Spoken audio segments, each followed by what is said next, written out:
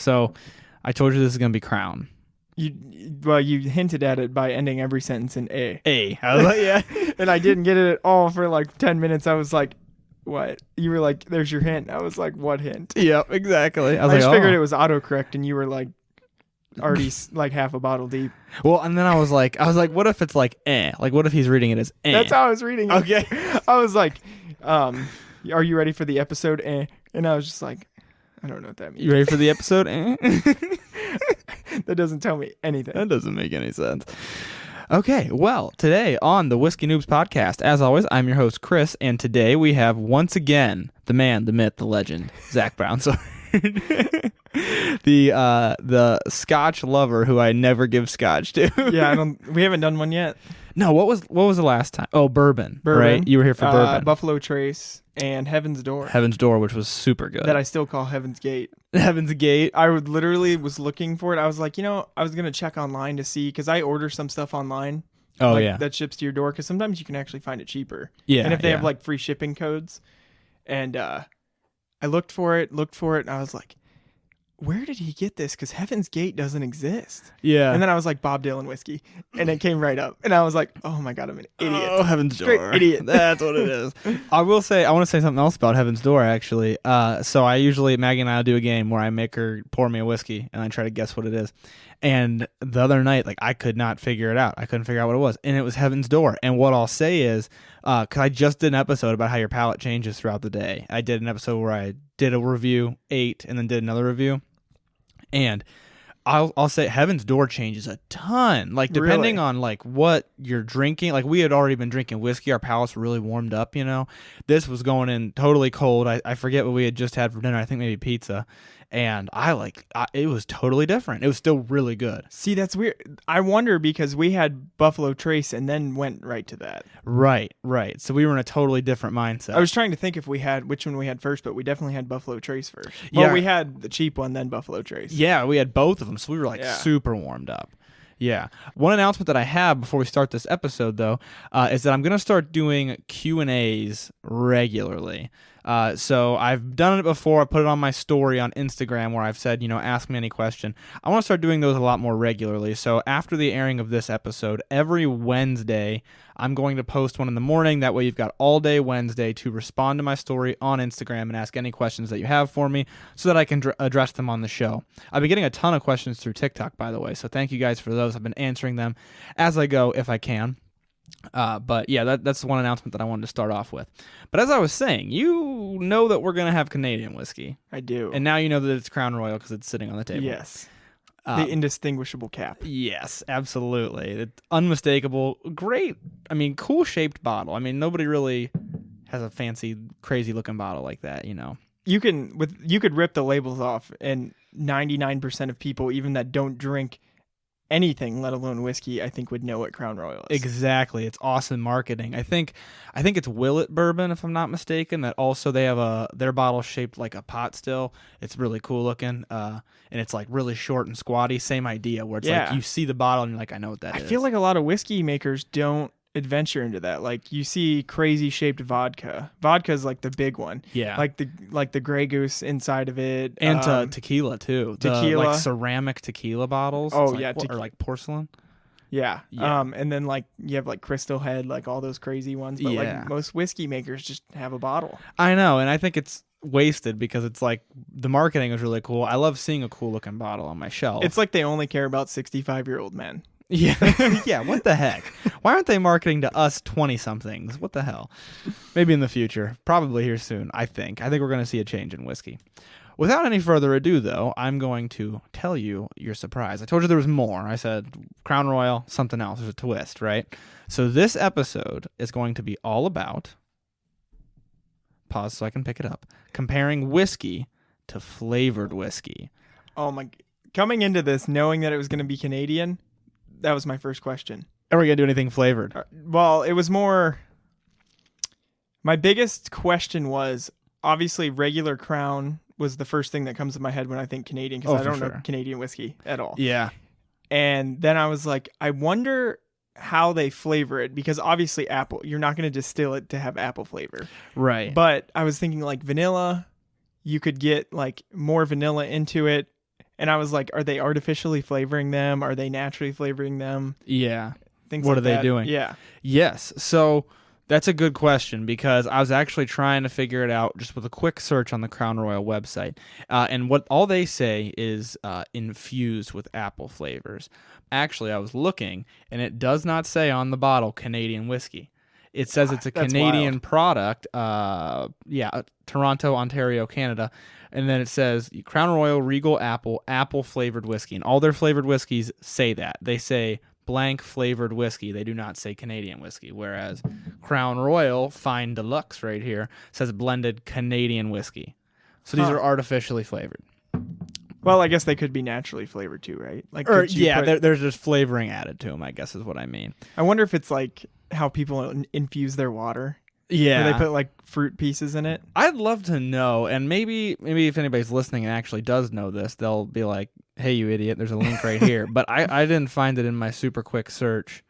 It doesn't say anything about it. I don't know. Like, to me, the apple flavor is so strong, and like the peach one is so strong too. Like, I can't imagine they just sat it in apples. Right, you know exactly. what I mean? Like, that's the way I am with like flavored bourbons and stuff. You put them in a category of your own. Now, people are going to be listening and be like, there's no such thing as a flavored bourbon. You're right. It's not a bourbon anymore, but I mean bourbons that have had flavoring added to them. That's the tricky marketing thing they do.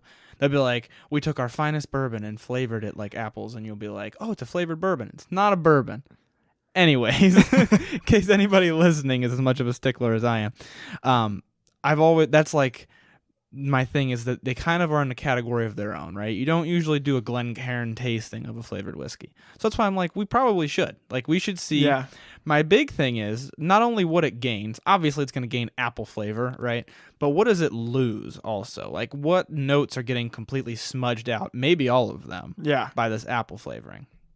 That's what I would guess, but I haven't drank it straight enough to have any clue. Exactly. Like, usually if you're drinking flavored whiskey straight, it's like a shot, and that's it. Yeah. So I'm very interested to see. You can see these haven't even been opened yet. So I took the plastic off, and that's it. So I'm excited to see what the case is. And when I was looking, Crown Royal puts flavor notes of their flavored whiskeys. They still have the 3-part review online. Oh, wow. And I'm like, perfect. That couldn't be better. Exactly. So I'm pretty excited to see what it loses, because I know that something's I don't know, I'm guessing something's going to get smudged out by the flavor. For sure. Definitely if there's anything that's like mild. Yeah. Oh, yeah, exactly. And usually the subtle notes are kind of what makes it complex, you know? Right. And so it's going to be interesting. Maybe we'll have our minds blown. I don't know. I have a dumb question. Are they the same price?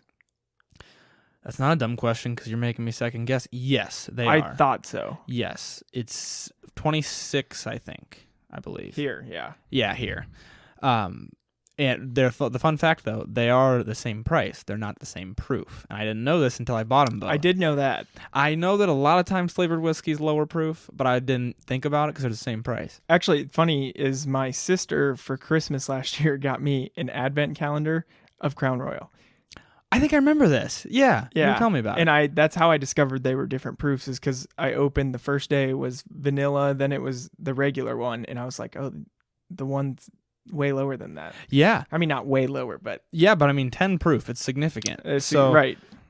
Crown Royal is 80 proof, and the flavored Crown Royals are 70 proof. Another reason that they're not a Canadian whiskey, because Canadian whiskey has to be 80 proof minimum. That was my next question. Yes. So this is the first whiskey I think that we've had on the show that it doesn't meet the requirement of 80 proof, which is a requirement in like every major region. So this is going to be pretty interesting. We're going to see what happens. So the quick background on both of these whiskeys. We're going to kind of do this one. I'm going to give you the background of both, and then we'll do the tasting side by side. That way we can really try them next to each other. So the Crown Royal background, it's 80 proof, as I said. It's blended. They actually tell you that it's a blend of rye, corn, and malted barley in the mash bill. And then they also tell you that they blend 5 different mash bills.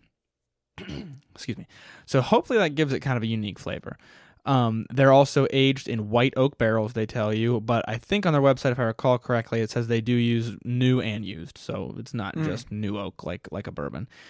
And one thing with Canadian whiskeys is that you typically have a higher proof whiskey blended with a lower proof whiskey, which is your flavoring whiskey. So that's probably why they have 5 different mash bills all being blended together. And like I said, it's a Canadian whiskey. The Crown Royal Apple is 70 proof. Because it's not a Canadian whiskey, they can do that. So they lower the proof, and then let's say people might wonder, like, why do you make it lower proof? Is it just to make it taste better?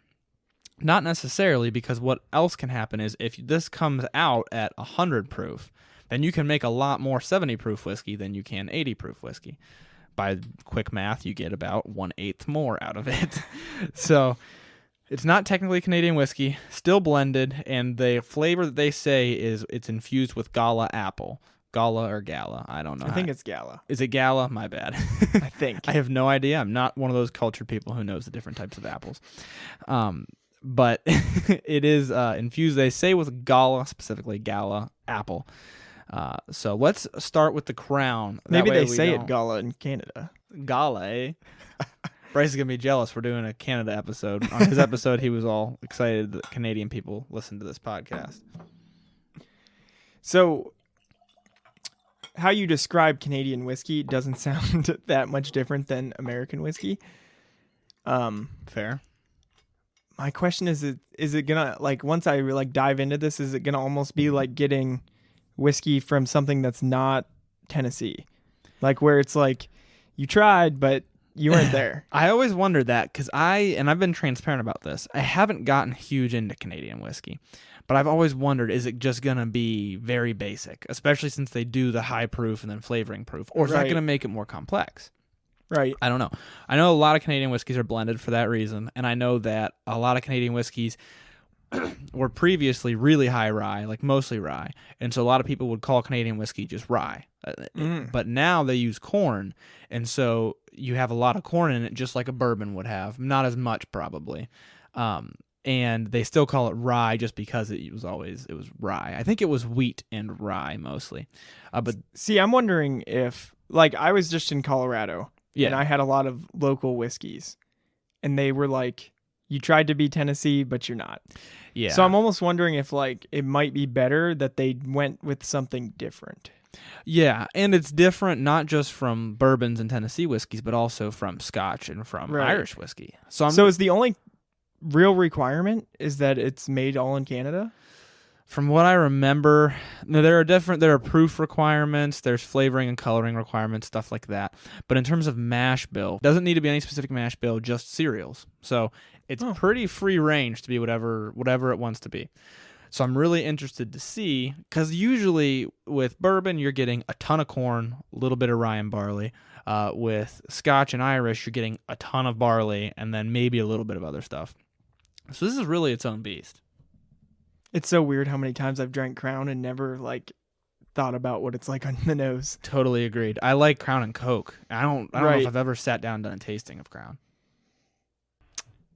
It's really easy on the nose, but not complex, is my way to put it. Yeah. I'm not getting a ton of different notes. I would compare it to a high rye bourbon, which is kind of what I expected. But hold on. Let's try to pull some actual flavor notes. I think it's sweet like a bourbon, but with a lot more spiciness. Yeah. I would say you get something similar to a bourbon that has, like, a lot of vanilla. Like that level of sweet. Yeah. Like, I don't really get specifically vanilla, but I get, like, the sweetness of, like, a vanilla heavy bourbon. But then, yeah, I get definitely, like, the burn. I'd agree with the vanilla, because a lot of bourbons I get caramel from, and I'm getting like no caramel. No, I'm not getting caramel at all on the nose. Yeah, it's more basic of a sweetness. Yeah. Than a little bit, not very complex. Okay, let's taste it. I don't know what I think about this. I want to let you take the wheel here. There's vanilla for sure. Okay. It's so much stronger in the mouth than on the nose. Definitely agree with that. I think I would venture to say I thought the nose was strong, and I would say that I think the sweetness comes through better on the palate. Yeah, that's a good way to put it. I almost get caramel. Do you really? I don't know how much caramel I get. I agree with your vanilla. And I did literally just eat a meal. I just did an episode about how eating meals affects it. I literally just ate a meal. So we'll probably get pretty different notes. I would say vanilla and maybe a little bit of fruitiness. but it's got the bitterness that you get from like a Scotch, in my opinion. Not like a peated Scotch like you like, but like a Speyside Scotch or even maybe an Irish whiskey. How they have that little bit of like bitterness, like cloviness. I get like a heavy lingering caramel, and it's been at least 30 seconds since I've had a sip, and I can still get the caramel. Really? Okay. I will say the finish lasts a long time. It does. It lasts a lot longer than you ever get from doing Crown and Coke. Yeah, without a doubt. Definitely lasts a long time. Maybe a little dry. I think it took the moisture out of my tongue a little bit. I've definitely had things that do. Like, it's not like the moisture sucking you get, like the vacuum of moisture that just gets sucked out from like cheap whiskey. Yeah, not like that, no. But definitely more than comparable priced bourbons. That's kind of where I'm going with it, yeah. Kind of like a bourbon. I feel like a lot of bourbons take some of the moisture out of my mouth. This is on that level. Now, I don't know if I'm getting the caramel specifically, but every sip I'm getting, it's getting sweeter. I will say that. The sweetness builds and it stays. Yeah, not necessarily the most complex. I think the palate's kind of the same all the way throughout, I guess is where I'm going with this. Yeah. I think it gets sweeter. Okay. To me, it goes from initial, like, subtle vanilla. And obviously, I'm stretching this a little bit because it's not complex enough to be like, that's vanilla. Right. I get, like, a very subtle vanilla to, like, the flavor of a rye. And then kind of a long-lasting, just sweet. Yeah. The flavor of a rye is really good, which obviously not much of a surprise since there's a lot of rye in it, but definitely close to a rye whiskey. That kind of spiciness, like intense spiciness accompanied by intense sweetness, which is kind of what you get from a rye. And I think so. I can't put my finger on the spices, but strong vanilla. I can see where you're going with the caramel. I don't know that I get it a ton, but I can see where you're headed with it. And I'm feeling like maybe some fruitiness. But like I almost don't get really any fruitiness. Maybe my fruitiness is your caramel. You know what I mean? Because it's definitely a sweetness that's not the vanilla, but I don't know what it is. It's weird because most bourbons in this price range, I can instantly point to and at least distinguish 3 things that I know I get, even if they're not what they're going for. Like even Buffalo Trace, I can instantly get exactly what flavors I think they are. But this, it's just kind of like, it's sweet. Yes, I totally agree. The Buffalo Trace, as our like litmus test here, you can smell it and taste it, and you can pull out different things that are together, whereas this, I feel like they're all delivered at the same time, kind of. Yeah. Does that make sense? Yeah, there's no succession to the flavor. Yes. But I will say, one merit to that, and I think this about a lot of your more simple whiskeys, is that if you're not trying to have a super complex review of a whiskey, if you're just sipping on it for fun, it is very pleasant, and I would do that with this whiskey. Like, I would sip on this when there's people around, and I'm not trying to do a review. Yeah. I think that I have a new respect for regular Crown. I can't say that yet for the flavored ones. Yeah. It's super easy, and it's one that I wouldn't hesitate to do after something that would typically interfere with my palate for something that's more expensive that I don't want. Like I'm not going to have pizza and then pour a glass of Four Roses. Right. Yeah. But this is something like you don't have to like worry about like erasing the flavor you like. Yeah. And what I will say too, even though they're not complex, like you said, I would drink this after eating, which I am right now, because the flavors aren't super complex and different, but they're there. I mean, they're pretty pronounced. It's pretty sweet. I'm pretty impressed. It's not like a cheap whiskey where it's like I'm not getting any flavor, but I'm getting like alcohol burn and like wood. Yeah, exactly. It's not like that. So I'm more impressed than I expected myself to be, honestly. I did not expect to like this very much, and I do. I think this would be a really good... Before, I've always had like the bourbons in my head that I've recommended to people getting into whiskey that's like, this is what you should try first and then go to something more complex, because we've said 100 times like, don't jump right to like an $80 whiskey because you're not going to appreciate it. Without a doubt.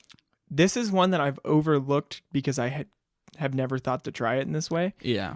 that I think is really good to get into flavors. Totally agreed. Wow. Yeah.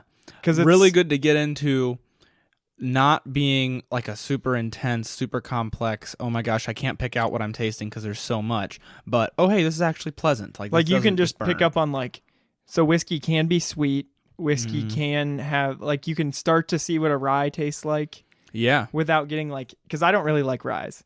So like, and to me, they like hit hard. Yeah. And I don't like that. That's the way I used to be. It took me a long time to enjoy them. But I will say once you do, I feel like ryes are so good. Once you like really enjoy them. However, what I wanted to say about this too is it just walked right out of my brain. Oh, yeah. We were talking about what I wanted to say about the notes was the when you said woodiness that you get from like a cheaper bourbon where it's like just intense wood and alcohol. This doesn't have a ton of woodiness, but I can see a little bit of newer wood. What do you think? It definitely doesn't have an intense woodiness. Like, No. It's not one, like if I was doing an actual flavor wheel, it would pretty much be almost as low as it gets. Mm-hmm. And it's not a complex wood either, is the way I'd put it. Exactly. That's what I'm thinking. It doesn't taste charred or toasted, or it doesn't taste old, like funky, that you get from old wood, just like a brand new wood. And not to sound like I'm sponsored by Crown, but I almost don't think you would want it to be. With the sweet, that's fair, kind of flavor it has, like I think being like a toasted to me would ruin it. Yeah, that's true. Now maybe it would be better with like vanilla, like the flavored ones. Obviously we were about to try apple, but I think if like maybe the vanilla one was like a toasted flavor, you'd almost be getting like s'mores in here. Right. But I think I think any of those would ruin it. Yeah. I think this is a really good basic sipper. Like if you got people over and you just want something sweet and enjoyable, without a doubt. Now the notes that they give us, they give you for the nose, they say rich and robust with slight hints of vanilla and fruit. I don't think I got really a lot of fruit on the nose. I don't know if I said any at all, but I think I didn't get any fruit on the nose. I got some fruitiness on the palate, not necessarily on the nose. And rich and robust is probably pretty good, though, I think. I think it's a strong nose, not necessarily a complex nose, but a strong nose. See, and now, even though I know that it should be there, I guess, I'm still not getting it. So it's not like I was just missing it. Right, it's not very fruity. It's definitely got a little bit of a bakery smell to it. The vanilla, I can agree with that. I definitely got the vanilla. Maybe I'll throw in like a little bit of brown sugar. I don't know, something like that. It's got a sweetness. I don't really get brown sugar on the nose, but I could see that being my caramel. That's true. Because it's a weak caramel. Yeah. Like caramel's the thing that I would think of, but it's not like putting like one of those caramel candies that every grandpa has in your mouth. Heck yeah. Yeah. Okay, so the palate, it says, delicately smooth and creamy with hints of oak and the sweet flavor of vanilla. Now, we already said not a ton of wood, but I like the creamy description. Yeah, and it's especially not like, it doesn't have the bite of any bourbon that I can think of. Mm-mm. So it's definitely, and it's like creamy. Like, I don't know how to describe that, but like that's a good way to put it. The creamy is a really solid descriptor. Like I wouldn't have thought of that on my own, but no, me neither, for sure. But the creamy with the vanilla is a really good description. I mean, wow, almost like a vitamin D milk or something, but with like vanilla flavor to it. Now it doesn't have that texture. It has the flavor that makes your tongue think it's feeling that texture, even though it's not. Yeah, and that's something I would like to say to everybody listening, especially newer people. I think a lot of times when you point out whiskey flavors and when you're first getting into like your higher prices and we start pointing out like complex flavors on here, I feel like a lot of people look for texture and they're not looking for flavor, especially when you get into like something like toffee. Yeah. Everyone's looking for like a Heath bar kind of texture in their mouth, or like it's gonna feel like you're sucking on toffee. Or like the creamy is like milk kind of texture, and like that's not what you're gonna get. Yeah, or like with caramel, you think it's gonna have like a syrup like feeling in your mouth, and it doesn't. Yeah, which is I think one of the things that makes it harder to pull out flavors. Because you're so used to like maple, you're so used to that having a syrup texture. Yeah, that's the thing. Like, it sounds super cliche, but like we go through everyday life eating foods and drinking things, basing like 90% of the flavor off the texture. Yeah, Yeah, and off of what you expect to have from it. Yeah. Like, yeah. Now, the finish, all it says is long and lingering. I'd agree with that. I don't think there's any bold flavors that stand out from it. But it's not definitely... I'll say Heaven's Gate. It's not Heaven's Gate long. Yeah, Heaven's Gate. Because that blew my mind of Dude. how long that stayed in my mouth. Yeah, and how many different flavors came out of it, too. Great whiskey. Usually you get, like, in that price range even, I think you get, like, one long-standing flavor. Yeah. And that one had, like, 6. Yeah, that was And you don't get, like, people can't expect that from Crown, but you get, like, a nice, long-lasting sweet that, like, slowly fades away. Yeah, and it's pleasant. Sometimes with, like, a cheaper whiskey, it won't be pleasant. It'll just take the moisture out of your tongue and then leave. Now, I do still think my tongue's a little bit dry. Maybe not as bad as it was in the beginning, though. I mean, it's definitely... I think it fades. Like, that fades the more you drink it. Yeah, and it also gets sweeter the more you drink it. Yes. Yeah. Okay, now, without further ado, let's switch to the apple. While I pour the apple, let me grab some Glencairns here. Ooh, that's going to be a loud cling on the podcast. One thing that I found when I was on their website that I thought was pretty cool. Crown Royal was first created as a gift for the King and Queen of England for their visit to Canada in 1939. Wow. It's that old? Yeah, I mean, I thought that was pretty cool. I mean, I like when you learn a little bit of a backstory to a whiskey. I wonder if they were disappointed. That's a good question. I wonder if they even like whiskey. Oh my God, this apple is so much stronger than anything I would have. I've never just put it up to my nose. Me neither. It is pure apple. There's nothing else I get. No. I don't even get a typical whiskey smell. I purely feel like I'm smelling apple juice. I think it covers up everything except the alcohol burn. Like, it's just apple and alcohol. And it covers up like 75% of the alcohol burn, I think. Yeah. Now, it is weaker, too, remember. It's only 70 proof. True. Wow. When I was saying it was going to lose flavors, wow. Now, this is just the nose. This isn't the palate. Yeah, I think you'll probably still... I'm guessing I'm still going to get something on the palate. I'm hoping. We're going to see. I'm hoping that you can taste that, like, this whiskey, the apple, tastes like the Crown Royal with other stuff. I'm hoping. I'm hoping it's an addition of apple. Yes, that's what I'm hoping But for I'm going to well. guess being they're the same price range, it's not going to be that complex. Probably not. All right, let's dive in. I'm excited. Way more syrupy.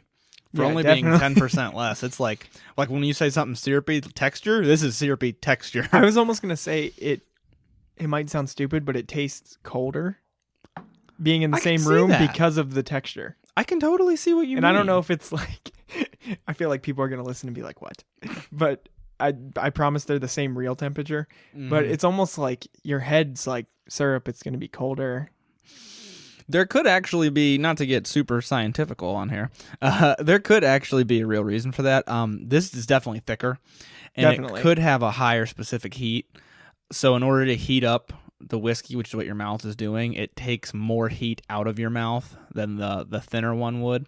I'm going to guess that's the case, but you're totally right. It tastes colder in a weird way. In a really weird way. I'm developing some opinions about the taste. I want to hear yours first. I weirdly think I get more lasting vanilla than I do from Crown.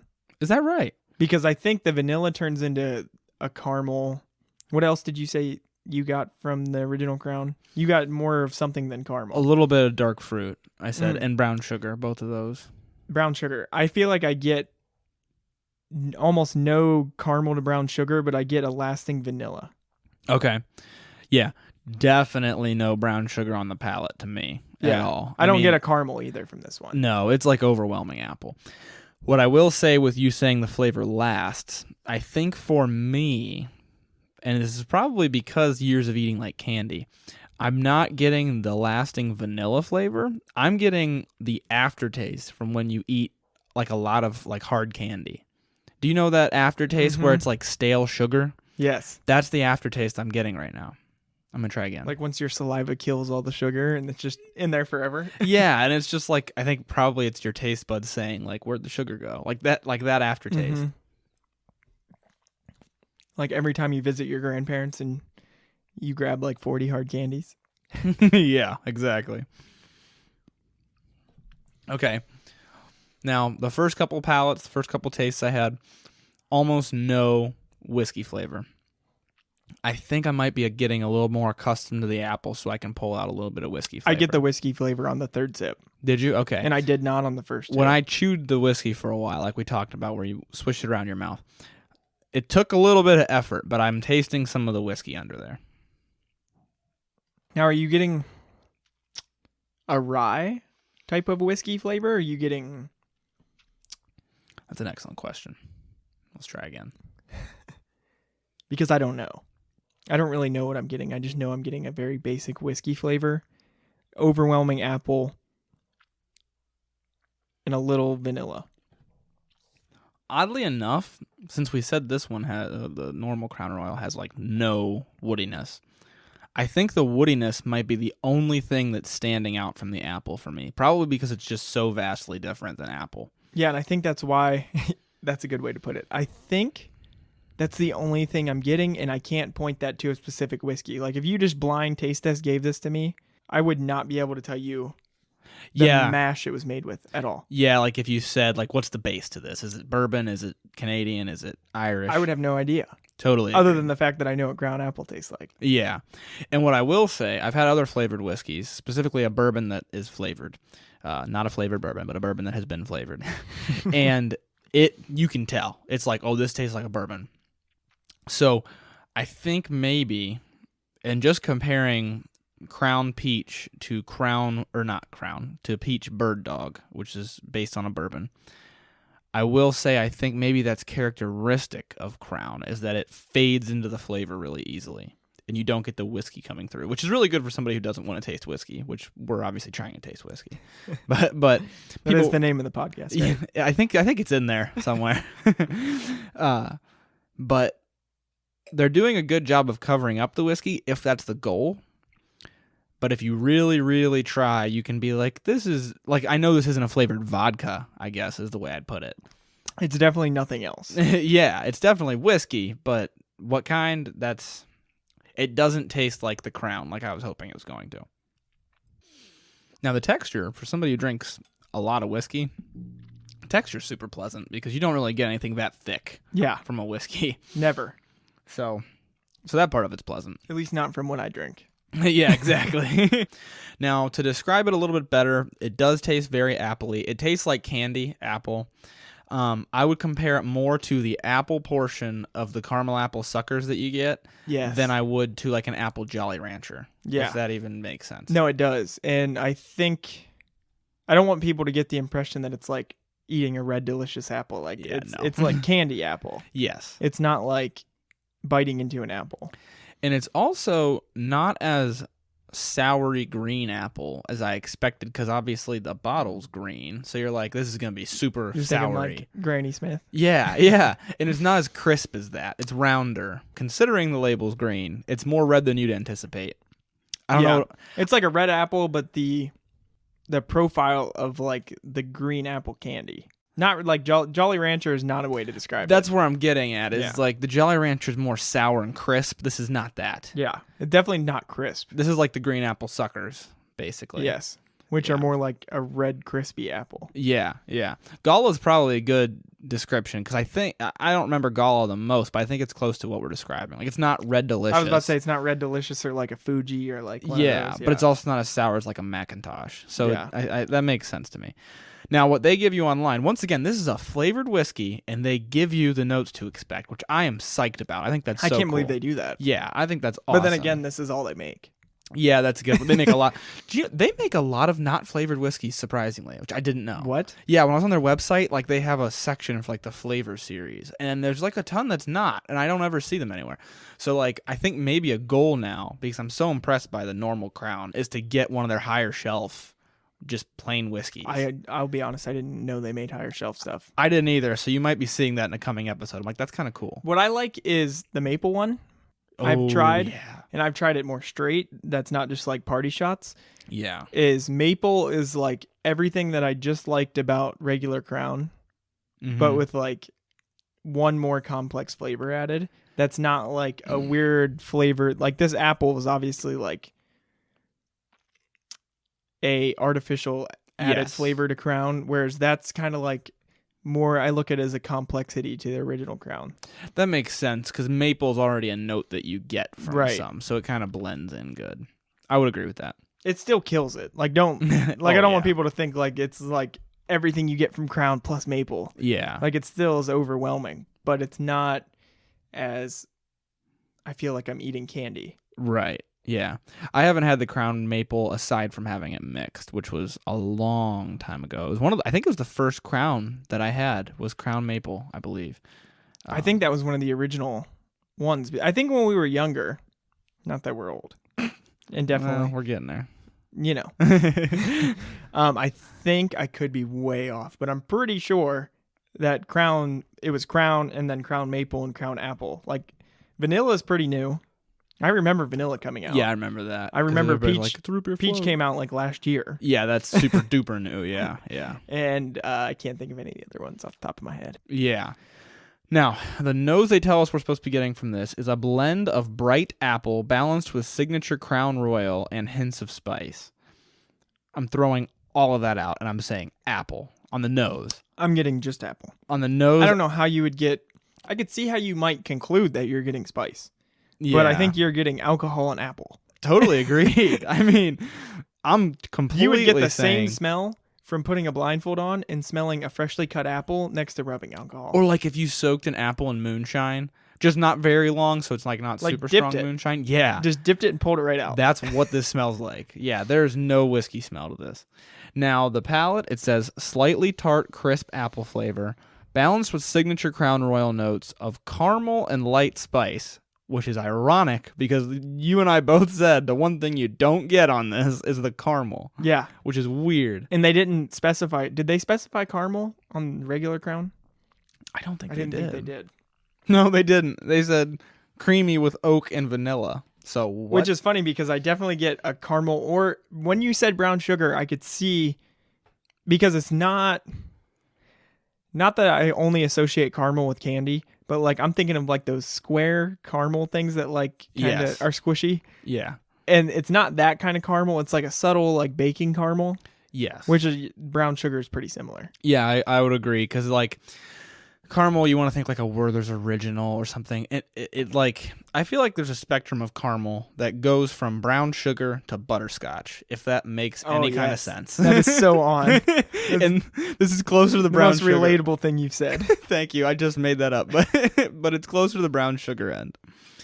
Okay, the hints of Crown Royal, I can see that. Like, but that's the only way I would describe them is hints of Crown Royal. And I didn't get it right away. No, you have to It work took for it. 3, 4, 5 sips before and it built. Without a doubt. And it definitely didn't keep building as I keep going here. Yeah. It died. And I think when I sit too long without taking a sip, it goes away again. It does. It's like restarting. Yeah, yeah. And then you just get apple. Now, the finish, it says crisp apple notes.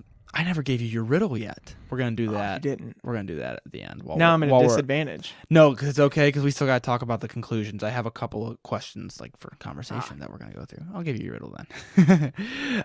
It says crisp apple notes with balanced sweetness for a full-bodied, smooth finish. That's close to what we said, I'd say. It's apple and sweet. It's not really anything else. I don't get any... Even if you really, really try and you say you're getting spice, which is just alcohol, if you say you're getting spice, it is not one distinguishable enough to point out and say, like, it's this. Right. Yeah. And I would say, they say full-bodied. I'd say probably not full-bodied. Smooth for sure, because it's only 70 proof, so it'd be pretty hard to not be smooth. I've had some, but it'd be pretty hard to not be smooth at 70 proof. It definitely is not nearly as dry as the normal Crown. I'm going to go back to that real quick and compare. I have like one itty-bitty sip left. Going back to Crown from Crown Apple is like going straight to grain alcohol. There is it? I gotta try no flavor left. If you need a little bit more, I got a little bit in here. Okay. There is no flavor because that was so intensely sweet that it is just like nothing. I didn't get a single flavor. No, dude. And it tastes like moonshine. If you've ever had just moonshine, it tastes like super weak moonshine, but it tastes like moonshine. Yes. It has the same flavor as if you took Everclear and you mixed it with like 50% water. Yeah, yeah, almost just like a gas station vodka, like your lower proof vodkas. Whoa, it doesn't have that weird vodka aftertaste still, but like that's true. It's just straight up just bland alcohol. Yeah, without a doubt. And I haven't taken a sip of that Crown Apple again since I took a sip of the normal Crown. I still have that stale candy flavor in my mouth. Which I do too, and it made my tongue weird. It's probably because I'm gonna guess because there's a good amount of sugar in there, but it's like there's a film on your tongue of like staleness. It's like Halloween when you're 7, for sure. When you just got done eating like 7 suckers and gummy worms and stuff. Yeah, you were like, oh, I'm gonna put the Reese cups down, and I'm gonna eat like 5 straight suckers. Yeah, exactly. It's like hard candy aftertaste. I went back to it, and I lost everything except for the apple. Just like we were saying how we lost the whiskey. To just being apple. The nose is still just apple. Without a doubt. The apple muddies it a lot. Now, I wonder what it would be like if we didn't have the Crown, if we reversed this and we had apple and then Crown. Like, obviously, I think we'd still get just bland alcohol for Crown. Yeah. And it would ruin that. But I wonder what we would get off, like, a non-warmed palate apple. That's a good point. If we would get more of just the apple of the whiskey taste, since we wouldn't be overwhelmed by the whiskey from the Crown Royal. Yeah. Yeah, that's fair. I think that the regular Crown might be killing the whiskey flavor because... Similar to how the apple is killing the sweetness of the regular Crown. Yeah, I can see that. That's possible. And one thing I want to make clear is I'm not bashing Crown Apple in any way. No, it's good in its own category for sure. And yes. I wouldn't put it with... I haven't had a lot of flavored bourbon that has been flavored. Yeah. Like peach bird dog I've had, and it's if you were putting whiskey into all of the categories, they are not in the same one. Right. Peach bird dog tastes like bourbon and peach. I think that's what makes Crown Royal's flavoring so effective is they cover up the whiskey, because when you're trying to drink a flavored alcohol, you're usually not trying to taste the whiskey or the vodka or whatever it is that you're drinking. Right, or you would just have it straight. Exactly. It's like the flavored Cirocs. Yeah.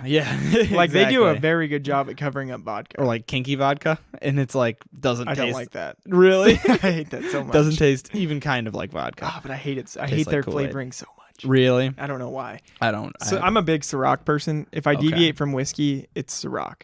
Oh. Wow. And I think it's a gluten intolerance thing. Like vodka really messes me up. Oh, is that right? With the potato. Is there gluten in potatoes? I have no clue. I thought gluten was wheat. Jerk. Yeah. Might be. You might be right. And there's wheat in bourbon. Figure it out. Yeah. I love it. I got to say oat on a Canadian whiskey podcast. I will say, though, for what it is, Crown Apple's very good. As far as flavored whiskeys go, because I do like flavored whiskeys. I don't want people thinking that I don't, because I'm like so snooty that I don't like flavored whiskeys. I do like, do you look up what gluten is? Kind of. I do like flavored whiskeys, and Crown Apple is a very good flavored whiskey. I like a few different ones. I love Bird Dog, I've mentioned before. I like, what is it? Wild Turkey, American Honey Sting. I like a few different. And Crown... I have not dove into Wild Turkey. Oh, really? Like, not much. The flavored one, you mean? Any of them. Really? Mm-hmm. Wow, okay. Yeah. I really, really like, they have American Honey Sting, and it's honey and ghost pepper, I believe, is what the flavoring is, and it's super good. As far as flavored whiskeys go, this is good. I mean, the flavor isn't so heavy that it like weighs down your stomach. Like some flavored whiskeys, my stomach would be upset right now.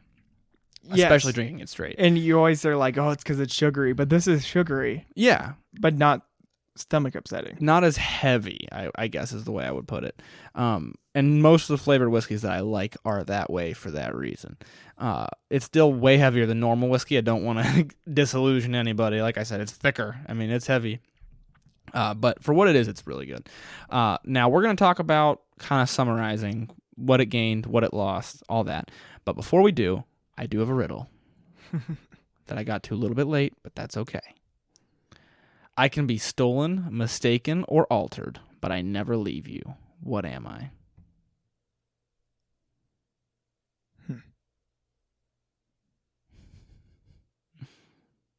My initial thought is your identification. You're close. Your persona? Your alias. Or just... You. Yeah, I think maybe you got it. Maybe you're saying it differently. Like your identity. Not like your identification, like your... Yeah, like not like your physical license, but like...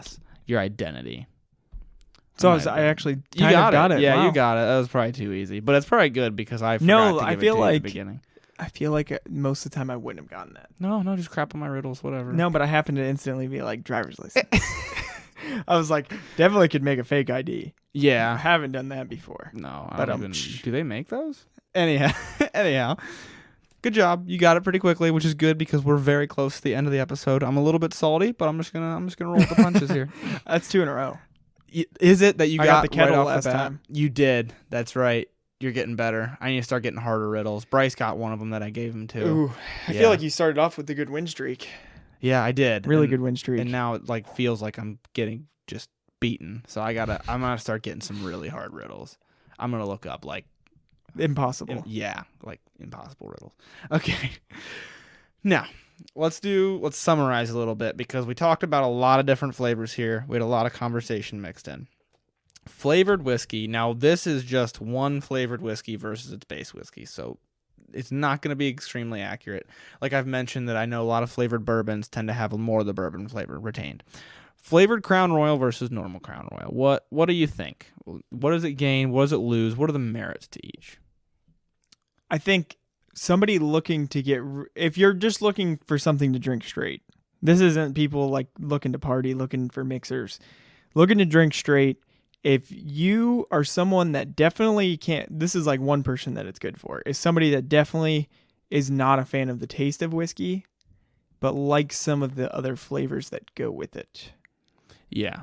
The other type of person it could be is somebody getting into it that wants to kind of kill the whiskey taste without mixing it. Like I know like when you first started the show, it was kind of like the build up and it was like start with a mixer and then like slowly take away the mixer. Like this is another way you could do it. Yeah. That's a good point. I didn't think about that. Like trying to just do a flavored whiskey to get you into whiskey. Yeah. But on its own, I don't really see a value in Crown Apple on its own if you're trying to like really learn whiskey. Like explicitly from a learning whiskey flavors perspective, like it doesn't have any value to me. Now it does if you're like already into them and you just kind of want to try something different, but I don't see like any inherent value in adding flavored Crown. I think that's a super fair summary. There is no value in it aside from if you are looking for something aside from tasting whiskey. If you're trying to learn to taste whiskey, there's no value here. Yeah, it's not going to get you... If you're like seeing one of the flavor wheels and you're like, that's something I've never tried, like this isn't going to be one of the things you haven't tried. Yeah. And I think Crown specifically is really good at covering up the flavor of the whiskey, so it's almost worse. Exquisite. Yeah, like they did a great job.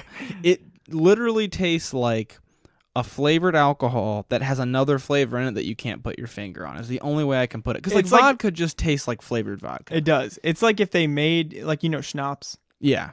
Which are all cheap. Yeah. If they made expensive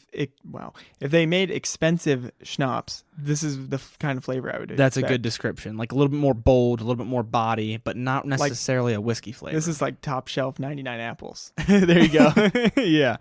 Crown Peach, just peach schnapps, but really expensive. Yeah. That's a really good description. Now, I do want to say what I think flavored whiskeys are really good for.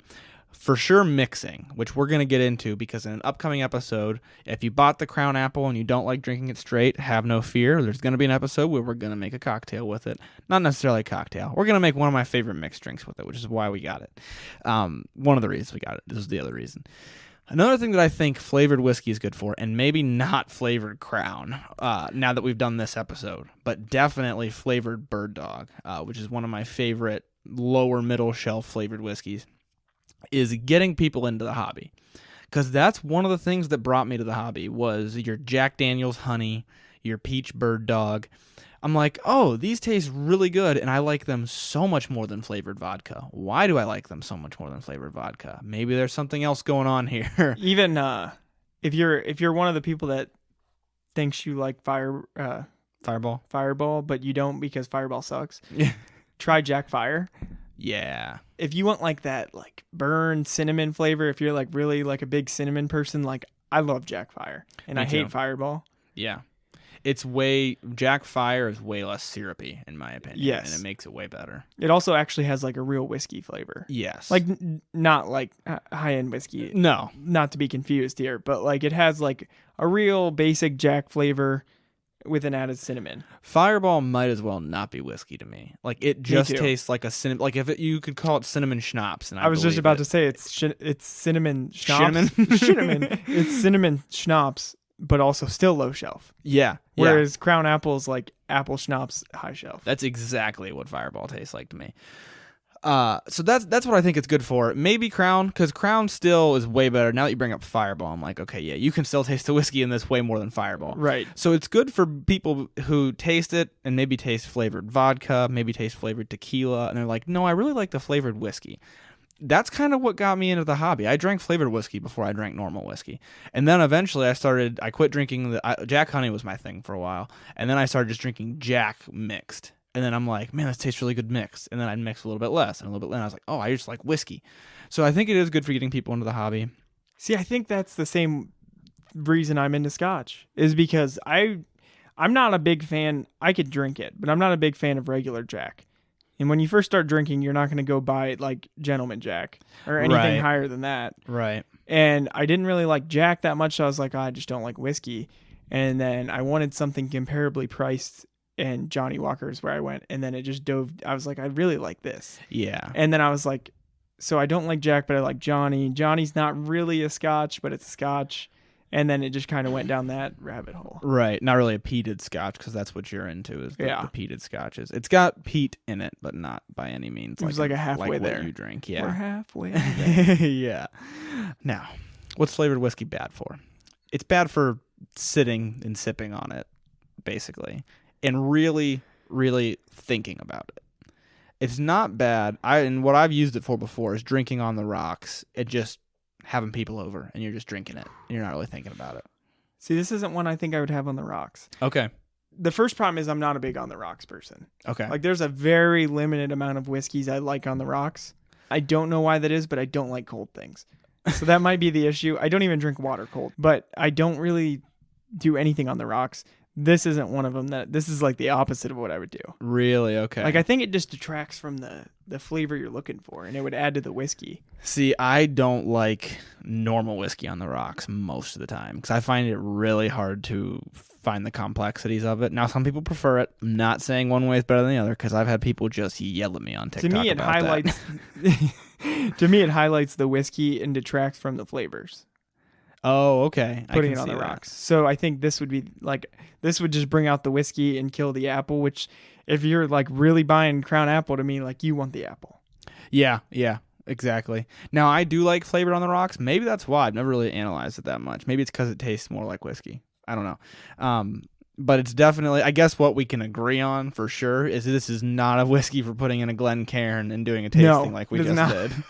It wasn't bad by any means. It wasn't bad. Like I could sit here and drink it. Yeah. The only reason I would do it would be for the novelty of trying it like we just did, where it's like, let's just see what happens. To me, it's like saying, could I drink PBR beer? Like I could. Yeah. But I wouldn't want to like put it in Pilsner glass and go to a brewery. Sip on it at a brewery. Yeah. Like, yeah. It's still PBR. It's still Crown Apple. Like I'm not going to put it in a fancy setting here. Yeah. Totally agreed. I think that basically nails it down. And this was meant to be a little lighthearted. You know, I like to try weird things. So drinking flavored whiskey in a Glencairn, you can do it, but it's just for the novelty. But as far as flavored versus unflavored go, I think we've pretty much covered all of it. So I think that's all we've got for today. Moral of the story is I like Crown Royal more than I thought I would. A lot more than I thought I would. Yeah. So that's a great way to end the show, I think. But yeah, that's all we've got for today. I got the riddle. You did. Thank you for listening to this episode of Whiskey Noobs. If you like the show, make sure to help spread the word by introducing friends, coworkers, or anyone that you think would be interested. If you haven't already, make sure you subscribe to the show on your favorite streaming platform, rate the show, review the show, and follow on Instagram at whiskey_noobs to stay up to date. If you want, you can join the email list by sending an email to whiskeynoobspodcast@gmail.com. You'll then be updated every month on what whiskeys I'll be drinking on the show, so you can drink right along with me and review it as we go. Thanks again for listening to the Whiskey Noobs Podcast. Learn to drink, drink to learn. The Whiskey Noobs Podcast does not support underage or otherwise irresponsible consumption of alcohol.